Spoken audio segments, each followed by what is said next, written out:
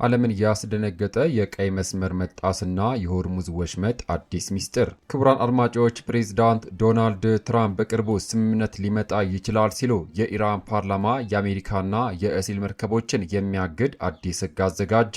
በሌላ በኩል በአፍሪካ ቀንድ እጅግ የሚያስደነግጥ ዜና ተሰማ። በዛላምባስ ሰንደቅ ዓላማ በመሰቀሉ አምባሳደር ባጫ ደበሌ ራስን የመከላከል እርምጃ ልንወስድ እንገደዳለን ሲሉ ጥብቅ ማስጠንቀቂያ አስተላለፉ። ሰላም ጤና ይስጥልን። ከወደ ኤርትራ የተሰማው አዲስ ሁኔታና በሆርሙዝ ወሽመጥ በኩል የተላለፉት ውሳኔዎች ምንድናቸው? በሰዓቱ ታደምጣላችሁ። ቪዲዮን ላይክ በማድረግ አብራችሁን ቆዩ። ወደ ዝርዝሩ አልፋለሁ። አብረን እንከታተለው።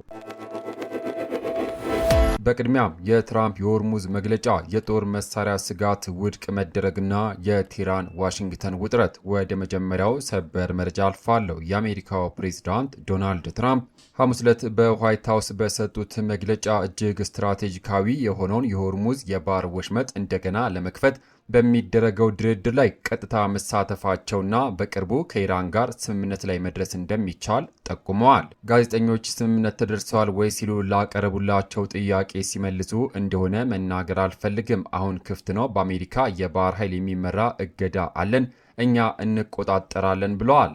ትራምፕ አክለውም ጠላቶች በማንኛውም ጊዜ ፈንጂ ሊጥሉ ወይም ሊተኩሱ ስለሚችሉ በቢሊዮን ዶላር የሚገመቱ ጀልባዎች እንዳይጎዱ ጥንቃቄ እየተደረገ መሆኑን ገልጸው በድርድሩ ተሳትፌያለሁ፣ ደህና እየሰራን ነው፣ በቅርቡ ሊሆን ይችላል ሲሉ ተናግረዋል።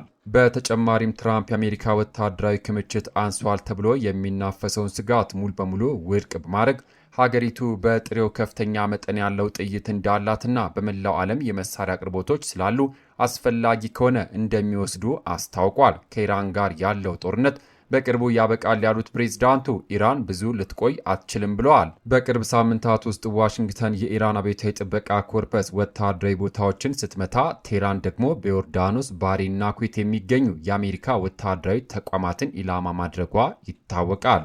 ሰኔ ላይ የተደረገው የማዕቀፍ ድርድር በደህንነት ዋስትናና በመርከብ ነጻነት ምክንያት ቆሞ የነበረ ቢሆንም ትራምፕ የኃይል ማመንጫዎችና ድልድዮችን ለመምታት ዝተው እንደነበርና ኢራን ለንግግር በመስማማቷ ጥቃቱን ማቆማቸውን ገልጸዋል። ይህ የትራምፕ የዲፕሎማሲ ንግግር እውነተኛ ሰላም ያመጣል ወይንስ ሌላ ስትራቴጂካዊ መንገድ አለው? ሀሳባችሁን በኮሜንት ላይ አካፍሉን። ቪዲዮን ሼር በማድረግ ሌሎች አዳርሱ። በመቀጠል ትራምፕ ስምምነት ሊደረስ ነው ቢሉም በቴህራን በኩል ግን አሜሪካና እስራኤልን ያገለለ ሙሉ በሙሉ የተለየ ወታደራዊና ሕጋዊ እርምጃ እየተወሰደ ይገኛል። ዝርዝሩን ወደ እናንተ ላድርስ።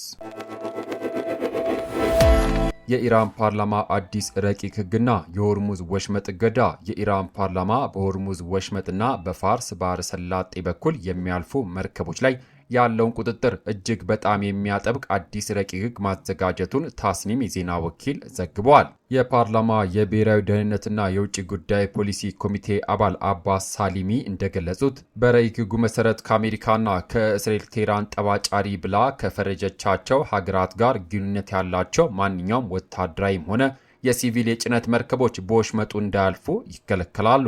በተጨማሪም በኢራን ላይ በተከፈተው ዘመቻ ድጋፍ ያደረጉ ወይም ጉዳት በማድረስ ረገድ ኃላፊነት አለባቸው ተብለው የሚታመኑ ሀገራትና ግለሰቦች ካሳ እስኪከፍሉ ድረስ በወሽመጡ የማለፍ ፈቃድ አይሰጣቸውም።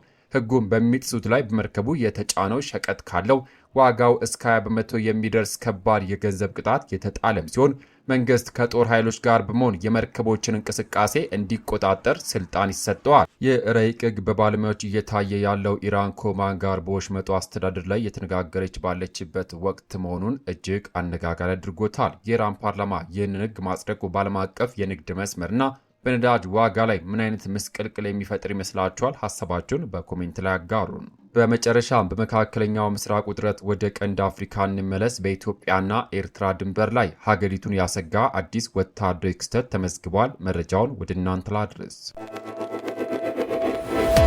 የኤርትራ ጦር አዛዦች የዛላምባስ ድንበር ጥሰው መግባትና የአምባሳደር ባጫ ደበሌ ከባድ ማስጠንቀቂያ።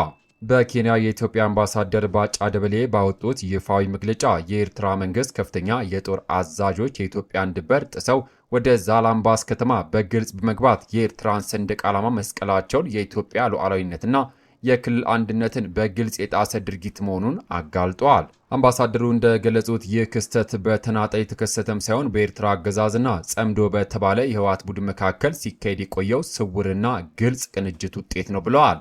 አምባሳደር ባጫ አክለውም የኤርትራ ጦር ታንኮችና ከባድ መሳሪያዎችን ወደ ትግራይ ክልል በማስገባት በኢፌዴሪ መንግስትና ህገ መንግስታዊ ስርዓት ላይ ያቀደውን ግልጽ እንቅስቃሴ ማፋጠኑን ጠቁመዋል። የኢትዮጵያ መንግስት ከፕሪቶሪያው ስምምነት በኋላ ላለፉት 2 ዓመታት በላይ ለቀጠናው ሰላም ሲል ስልታዊ ታጋሽነትን ቢያሳይም ኤርትራ ግን የዲፕሎማሲ ጥሪዎችን ውድቅ ማድረጓን ገልጿል። በተጨማሪም የኤርትራ አገዛዝ የትግራይ ወጣቶችን በግዴታ በመመልመል ለሱዳን ጦርነት በቅጥረኝነት በመሸጥ ላይ እንደሚገኝ ያጋለጡት አምባሳደሩ የኤርትራ ጦር ከአካባቢው በአስቸኳይ ካልወጣ ኢትዮጵያ በዓለም አቀፍ ሕግ መሰረት ራስን የመከላከል ሕጋዊ መብቷን ጠቅማ እርምጃ ለመውሰድ እንደምትገደድና ይህም በቀይ ባህርና በአፍሪካ ቀንድ ላይ የከፋ መዘዝ እንደሚያስከትል አስጠንቅቀዋል።